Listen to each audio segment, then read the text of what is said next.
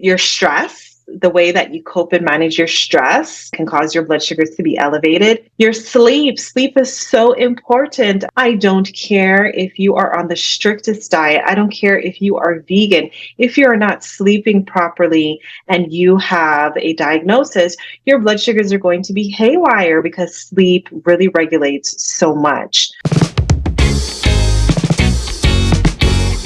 Welcome to the Naked Wellness Podcast. As a qualified nutritionist, I'm here to strip away the nonsense and get down to the bare essentials of nutrition and wellness. Join us as we debunk myths, chat with top-notch experts, and serve up practical tips that will leave you feeling empowered. Get ready to uncover the naked truth about living your healthiest life. Let's undress. Welcome back to the Naked Wellness Podcast. Today I have a very special guest with me. I have Kim Rose. Kim is a registered dietitian nutritionist and a diabetes expert. Kim's mission is to guide others to become more educated and aware of how to actually navigate their nutrition for their blood sugar management in a way that is very inclusive and is focusing on adding in rather than removing so that we can still have a healthy relationship with both food and ourselves along this journey. So I am so excited for our conversation today. Welcome, Kim, to the Naked Wellness Podcast. Oh, thank you for having me. I'm excited to be here and to just really share my wealth of knowledge to you and your audience. Yeah, I think it's going to be absolutely amazing. Do you want to start off with telling us a little bit about yourself, your journey that you've been on, what got you into this world of diabetes? Yeah, sure. So, I'm just going to give you the Cliff Notes, the TLDR version. So I'm originally from Jamaica. So if you hear like a slight accent, that is my Jamaican accent that you're hearing on top of my American accent. And growing up in Jamaica, we really like to focus a lot on cultural foods and cultural cuisines. So it wasn't until I was probably a teenager that a family member of mine got diagnosed with type 2 diabetes. And his healthcare providers at the time were informing him that, hey, you have to give up all your foods that you like. You have to eat cardboard and sadness for the rest of your life. And he was like, absolutely not. So he decided that, he wanted to enjoy the foods that he liked. And unfortunately, due to poor blood sugar management, there ended up being a lot of complications. But then I started to realize within myself that, I used to always say at the time before the Queen passed on, I always used to say, I don't care if you're the Queen of England. I don't care if you're the President of the United States. I don't care if you're the Prime Minister of whatever country. We all have to eat. That's what brings us together as people. We have to eat to survive, and we also eat for pleasure. And I said to myself, you know what? I'm going to become a dietitian because I know I could reach every single person by the food that they choose to put into their mouth. So after becoming a dietitian and seeing what my uncle went through, as well as some of the patients that come to me, I realized that diabetes, especially when it comes to the food and nutrition aspect, it was just really a condition that was complicated for no apparent reason. And I decided, you know what? I want to help people to uncomplicate things and to let them know they can still enjoy the foods they love. Oh my goodness. I love that because you're so right. And I also think that's one thing that's not spoken about enough is in the world that we live in, it's so black and white. It's so let's eat for health, restrict X, Y, and Z, focus on your nutrition. What people forget is you're right. Food is literally a part of our lives that brings people together. We celebrate with food. We eat for pleasure. We eat for sadness.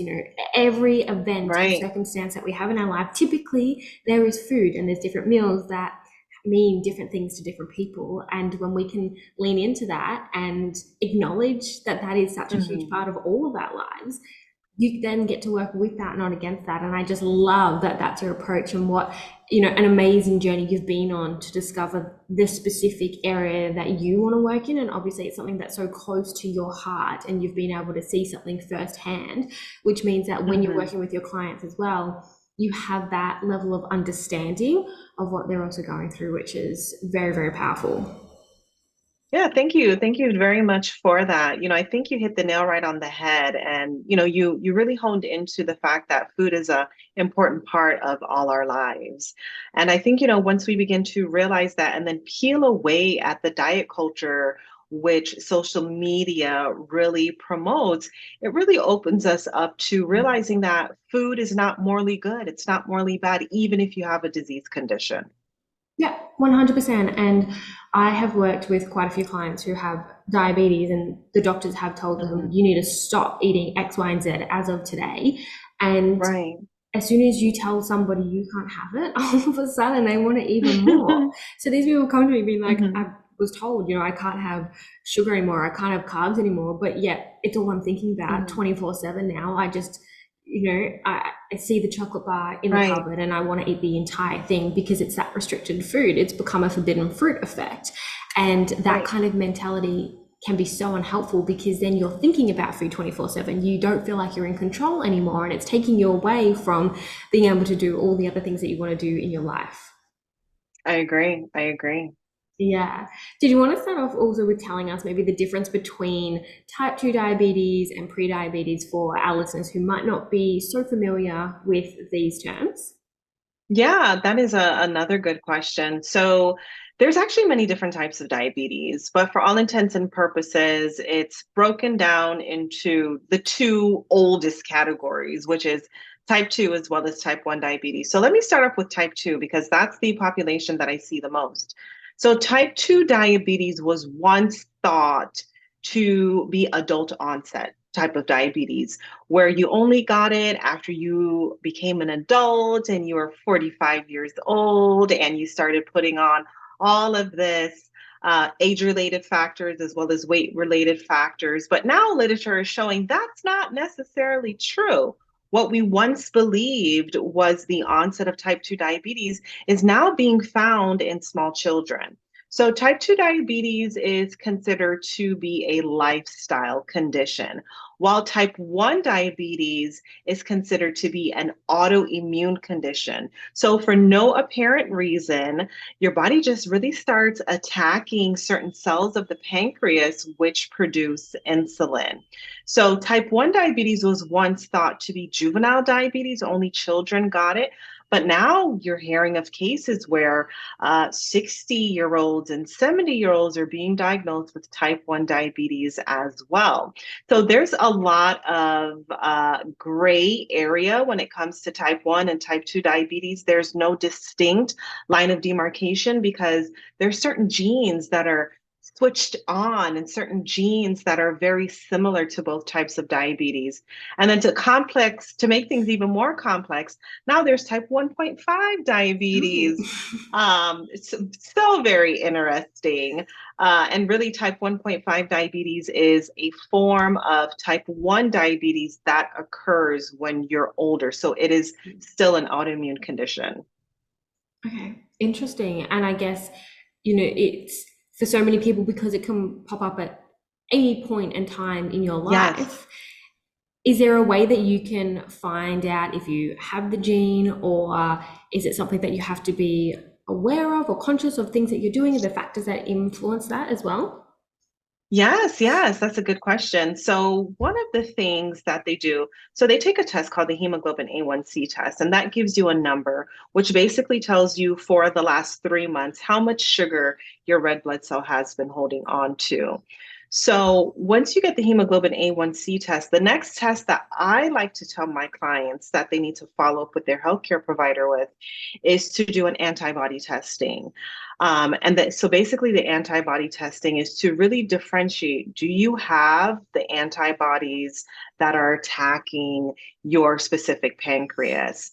And then there's also a C-peptide testing, which really tests like, hey, what is your pancreas function?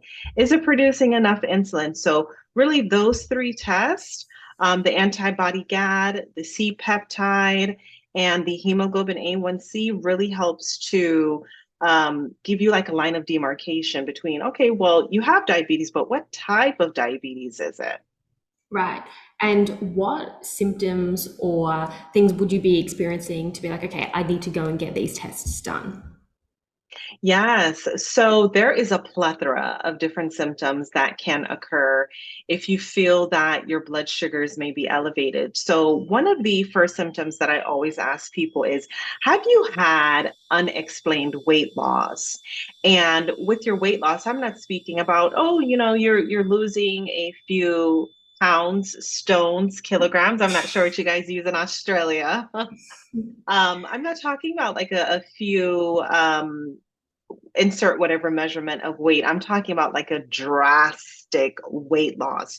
You're eating food, you're hungry, but you're continually losing weight for no apparent reason. The second thing is called polyuria, which means that you are urinating a lot. So this is basically the body's way of saying, hey, the blood sugar is too high. Let me help the body and get rid of the blood sugar all through the urine. So you're going to the bathroom a lot. Polyuria is typically accompanied by polydipsia, which is just another fancy medical term that means you are excessively thirsty, no matter what season you're in, no matter the time of day. But you have that cotton mouth, and your thirst cannot be satiated or resolved by drinking a large amount of water. Another thing that I always ask my clients is, have you noticed any type of tingling in your hands and in your feet? And some people are like, yeah, I just thought maybe I needed to wear gloves because now we're going into the cold season here in the United States. And I know you guys are going into the warmer season. Yeah.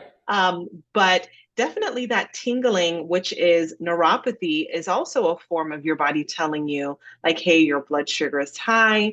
These tiny nerves that innervate your hands and innervate your feet, it may feel like a pin is being poked into your fingers and toes. And that is also another telling sign. In more serious cases, depending on how high the blood sugar level is, some people experience passing out and entering into a coma, which is really, really scary.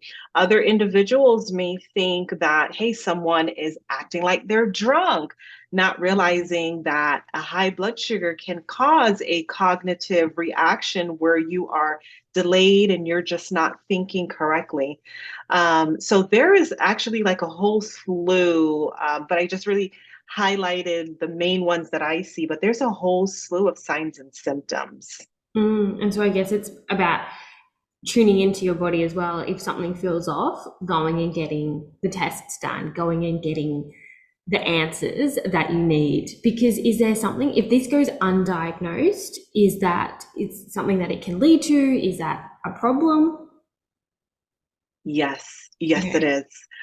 And I just wanted to backtrack a little bit. Yeah. And you said, really tuning into your body and Yeah. realizing what's going on. There was a mom that reached out to me probably 3 months ago, and I made a post on signs and symptoms of having a high blood sugar. And she stated, I probably did 12 signs or symptoms. She stated that she had about nine of them, but she really didn't pay attention to it because she just thought, oh, my children are small. So with the polyuria, she was saying to herself, well, I'm running up and down with my children. It's currently hot. I'm drinking a lot of water. With the polydipsia, um, um, really just drinking a lot and going to the bathroom, she started to mention her weight loss. And she said, well, I'm not eating as I should because I have to care for two little ones. And so she had a lot of different signs and symptoms, but she just chucked them off into, well, this is motherhood, until she was finally able to go to her doctor. And her doctor said, ma'am, your A1C is this number, you have a diagnosis. So she was just really making it a point on her page to inform mothers, not to put your health on the back burner because you never know what's going on. And she mentioned like her fatigue, because when you do have high blood sugars and you're eating a lot, the body is not using that food for energy at all. So she just thought, oh, I'm not eating enough. So definitely to just piggyback on what you're saying, tuning into Mm. your body. Um, which brought me down a rabbit hole. So I forgot your question. What was your question? Please say that for me again. If it goes undiagnosed and you're not tuning in, you want to Yes, pick up on those yes. signs and symptoms, what can happen? Yes. So there is a lot of morbidity and mortality. So, by morbidity, because I know that the audience may not be accustomed to medical terminology. So, Yeah. morbidity basically means complications, a lot of complications that may or may not be reversed. So, with the morbidity that comes with diabetes, it impacts your entire body. And by that, do not leave anything to the imagination if you catch my drift. It can impact, we're all adults here, it can impact your sexual health. It can impact yeast infections if you start getting yeast infections more frequently, especially if you are a XX chromosome person. It can impact your sexual desires. It can impact your kidney. It can impact your eyes. It can impact your heart. And heart health is so important, especially for people that do have that are women at birth, because heart health is I'm not particularly sure for Australia, but here in the United States, heart health is the number one cause of death for women. Mm. So I'm just really curious to know what is it in Australia? But it can impact everything from your brain all the way down to the nerves in your toes, any organ, any appendage it impacts. For someone that may be assigned a male at birth, same thing. It can impact sexual function. It can impact your heart. It can impact your brain. It can just really impact everything. So that is morbidity. Yeah. The second piece of really not monitoring your blood sugars and just letting them go haywire is it can lead to mortality, which means death. And that really is the worst case scenario. Mm-hmm. Okay, and so when you mention monitoring your blood sugar levels, what are some factors that actually impact your blood sugar levels to start with? And then what are some things that you can do to start to level them out? Yes, yeah. So with monitoring your blood sugar levels, let me say this first. So there's two ways that you can currently monitor your blood sugar levels. There is the continuous glucose monitor, which you stick it on your arm, it lasts 14 days. And then there's also the finger prick test using a glucometer. So when I talk about monitoring your blood sugars, um, a lot of people think it's only food. Food is the only factor that can impact your blood sugars, but that's not true. Food is one of many factors. So a lot of the times when I see people cutting out things from their diet, I say to myself, no, this is only one factor.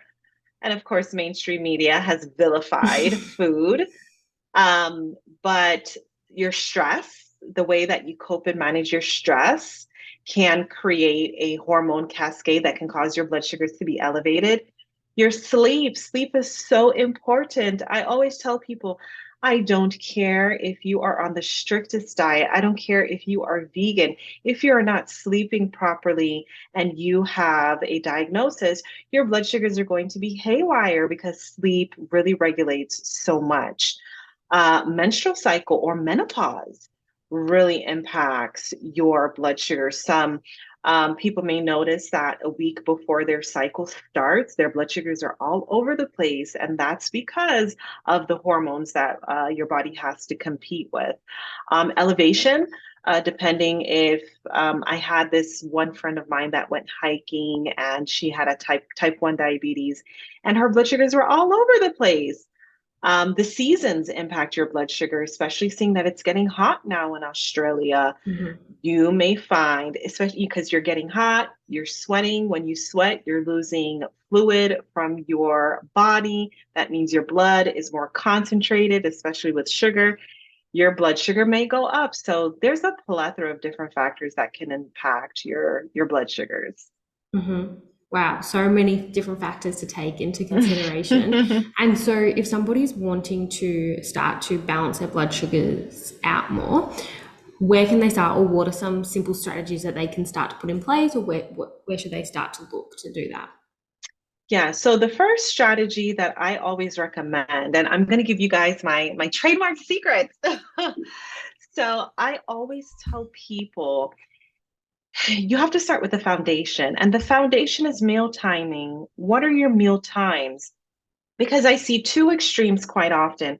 I either see a lot of people doing intermittent fasting, which for hormone health may not necessarily be the best for women who are in childbearing age.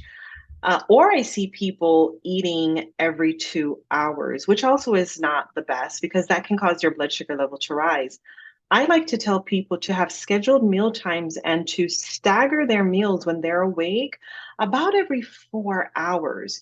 So if you have an 8 a.m. breakfast, lunch will be at 1, dinner will be at 5. Before you go to bed, you eat something like eat like a protein rich snack to tide you over. So staggering about every 4 hours.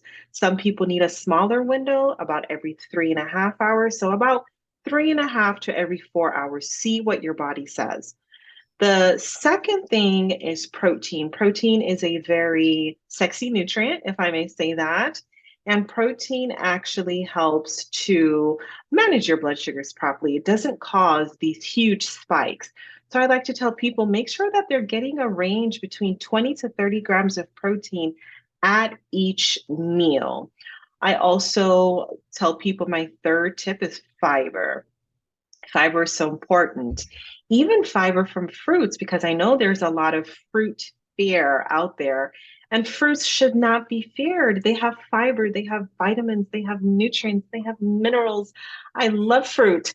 So just making sure at your meals that you have a representation of some type of fiber, some type of protein, and also, especially it's hot, you're staying hydrated. Hydration is key. You don't need to buy any fancy blood sugar stabilizing beverages. Water or infused water will do just fine. I love it. And so obviously there is a lot of information out there about cutting carbs, and if you have diabetes or if you want to balance your blood sugar levels, that keto is the best diet, yada yada yada. What is your opinion on this? From what you've said, I'm hearing that it's not something that you have to restrict wholeheartedly, but what is the truth when it comes to balancing blood sugars and carbohydrates? So your body needs carbohydrates. Our bodies need carbohydrates because they're a great source of getting B vitamins. A lot of people tell me, like, well, I don't do carbohydrates, I just take a B vitamin, but your body actually prefers the vitamins and minerals that they get from foods. So, for anyone on the keto diet, the first thing I want to know is why. Tell me your reasoning why. Is it another medical condition that I don't know about that you had to go on the keto diet? Or are you on the keto diet because you are assuming you saw a social media page, you talked to a friend um, that told you they tried the keto diet and it worked wonders for them? So I just want to know the reasoning why. And that is so important. Quick story. I'm a storyteller. So there was a client of mine who came to me and she was on the keto diet. And I said, why? And she said, well, that's what I have found for the past 6 months that have went really well with my blood sugars. Her blood sugar started in the 400s, which I know for Australia, the measurements may be a little different, but I just want to give you a comparison. In the United States, like the benchmark is 100, 120 for diabetes, 120 and below for fasting is good, and 165 or excuse me, 180 or below 2 hours after a meal is good. So she was just living in the 400s. She tried the keto, she came down to the 300s and it wasn't budging. So she came to me and I told her, I need some rice here. I need some macaroni and cheese. I need to see some potatoes. I need to see some fruit in your diet. And she looked at me like I had two heads, like I absolutely did not know what I was talking about. So I said, just try me. Just try me. Just let me do this. Trust me, please.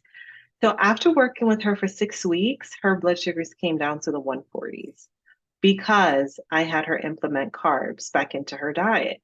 So, with the keto diet, some people may experience modifications in their blood sugar, but that does not mean it translates well to other populations, especially seeing we have to be conscientious of our Mhm. heart health. if we're consuming too much butter and too much meats that have a lot of saturated fats, then that may negatively impact heart health. And the literature is currently saying, yes, the keto diet may work to decrease your blood sugars, but we're not certain what it does to your heart health later on, especially seeing that heart disease is up there and it is a real concern. So I say better err on the side of safety and include those carbs which have fiber.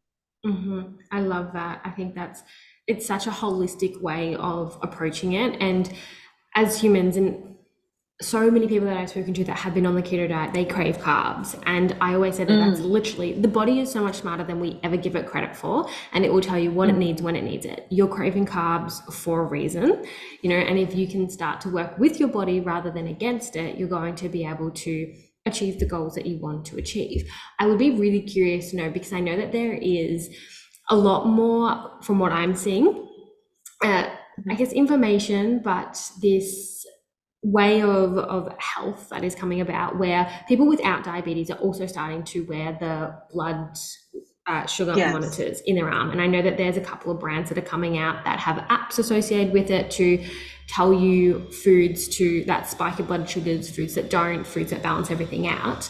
What is your opinion on people who don't have diabetes, people who are not pre-diabetes, still Mhm. monitoring their blood sugar levels for their day-to-day life? Because I know that this is a big thing, especially in the entrepreneurial world, that is Yeah. coming out to Mhm. stabilize energy and all of that sort of stuff. And I'd love to know your opinion on those type of things.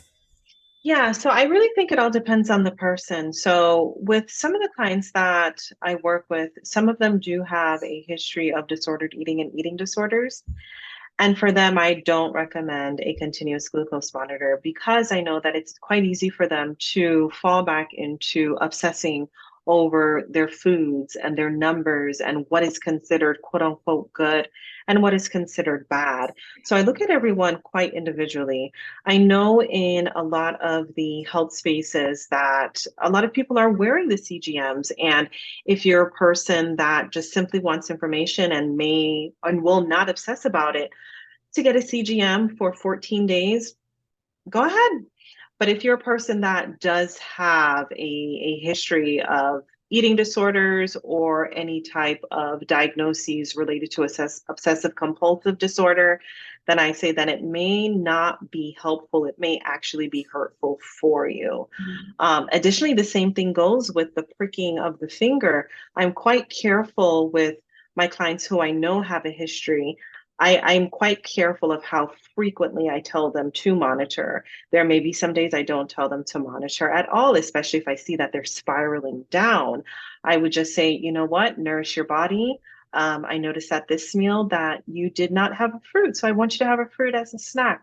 Remember, your apple has fiber, your apple has nutrients, Mm, your apple has antioxidants, which is quite beneficial for your blood sugars. So it's really about reframing the mindset. And then also these new medical devices, I'm still torn because I can see it being helpful and I can see it mhm. being hurtful depending on the individual I love that that. does So not have diabetes. Yeah. yeah, 100%. So it's more about that individualization, checking in with the history that you've been on, what has your eating behaviors been like before, where are you Yes. currently at now, and also, I guess, assessing what is your goal with it as well. Hmm. What is the goal Hmm. to be monitoring it?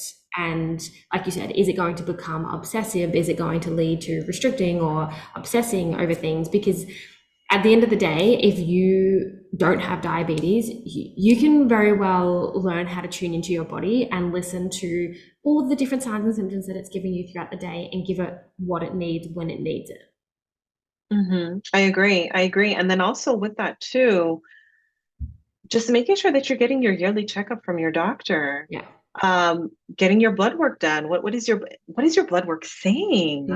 Mm, So that is important as well. So, making sure that we are working with a healthcare professional, getting the data and what our numbers are saying to really see like, well, do we really need this device, or is it the next trending thing to do? yeah, 100%. I would be so curious to know what the most common myth or misconception is that you hear about nutrition and diabetes. Ooh, let me search my memory. Oh, okay. Yeah, immediately came. Potatoes and corn. That they Ooh, and rice, okay. potatoes, corn, and rice, that they are the bad trio for you. And if you Mm, have diabetes, you have to immediately, and I'm clapping here for those of you that can't hear, you have to immediately cut these carbs out of your diet because these foods cause diabetes and they cause diabetes to be worse when this is not the truth at all. These foods are staple foods in the diets of many people in this world. And these foods are filled with different vitamins. And not only that, they are affordable. I don't know if you've went to the grocery store lately and you've seen the cost of food. So, yeah. really vilifying these three foods, I don't know where that came from. I'm still trying to figure Mm. that out and trace the origins of it. But it's not true. That is, as I tell people, that is a myth from the devil himself. I don't Mm. believe in that. I love that. And I think the more that this type of myth is busted and spoken about, the more that people get to relearn what foods actually get to be Yeah, okay. And you're so right. Where somewhere along the line, one day decided to wake up and promote these foods as being terrible and awful. Same as, right, so many trends that we go through. A lot of the time, someone one day wakes up and goes, great, I'm going to promote celery juice as the miracle juice to start drinking or right. whatever it is.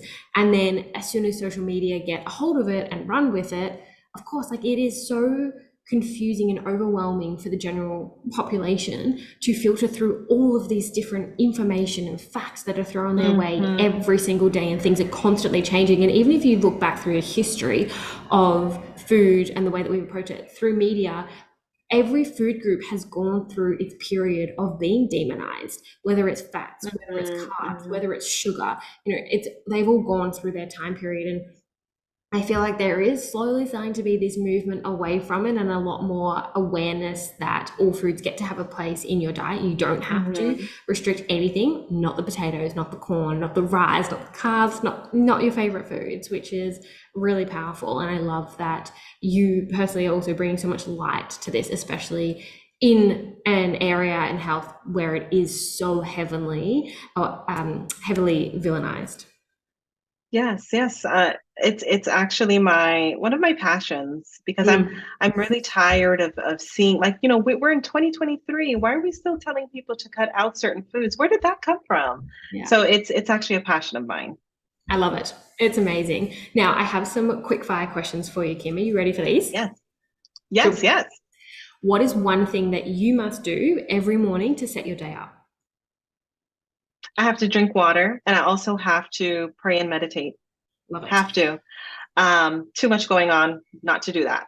Yeah. Yeah. Calm the mind before the chaos. What is one thing everyone can do every day to improve their life? Move your body.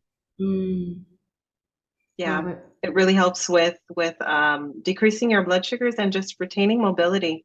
Yeah. Yeah. I always say, and to my clients, and the way that I think about movement is when I'm 70 years old, I want to be able to hop on and off the toilet by Yes. myself Yes. if possible. So, like, doing that Yes. range of motion now, so important. Yes. What is your favorite quote and why? Ooh, so my favorite quote actually comes from The Field of Dreams. It's a movie like really, really long ago. And in the movie, they kept saying, if you build it, they will come. And it was talking about like a baseball stadium. But when I when I was watching the movie, that really gave me the idea to start my private practice. If you build it, they will come. So that actually say that to myself still to this day after being a dietitian for over a decade. If you continue to build it, they will continue to come. Because people need Wow. help. People need help and they're looking for help. So That is so that is my true. quote. Oh, I love it. That's amazing. And there is one question that I love to ask all my podcast guests is that in the distant Hmm. future, when you're actually looking back at your life, what do you think will be your biggest achievement or one thing that you'll be most proud of? This could actually be something that you've already done, or it could also be something that you're hoping to do in the future. Oh, so whew, I'm excited. So quick story time. Here's another story again. So I always heard the story about like this little boy walking on the beach, and there were like the turtles, and like the turtles couldn't make their way through the sand to get back into the water. And he was picking up a turtle one by one, like the babies, and like throwing them into the water. And someone said to him, "Well, you're not going to make a difference." And he picked up one and he said, "Well, I just made a difference for that one." Mm. So for me, when I look back on realizing I can help at least one person to decrease their morbidity and mortality, that really opens up my heart because it's only one person. Mm. If I'm here on this earth to help one person, then I have fulfilled my duty and I'm at peace. Just one Mm. person. Mhm. I think that that's so powerful because sometimes it is so easy to focus on, the bigger picture, especially when you're running a business as well. That, and even Right. with social media, it's so easy to get caught up on numbers. But if the post that you do or the story that you create or whatever it is Yes. helps even just one person, you are making an impact and you are Yeah, having that positive ripple effect, which is wonderful. exactly. I love it. Well, did you want to tell the audience what you have coming up, if anything exciting for them, and where can the listeners actually go to find you? Sure. So currently, I just started a new program called Better Blood Sugar Balance, and it is a one-on-one session with me because I realize, especially during the economic times that we're living in, not everyone has the hundreds and thousands of dollars to invest in their health. And if they need a dietitian, that I say I'm the dietitian in your back pocket because I give you my direct cell phone number if we work together.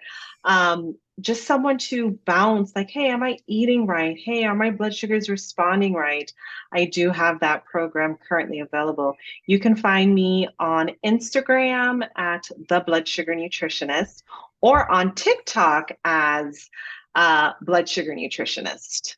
I love it. And I'll put all those links in the show notes so that the Yes. audience have super easy access to go and find you and connect with you and fire through any questions or anything that they might have. But thank you so much, Kim, for coming on and sharing everything that you have with us today. It's been absolutely incredible. And I know that there are going to be so many listeners walking away with having some aha moments.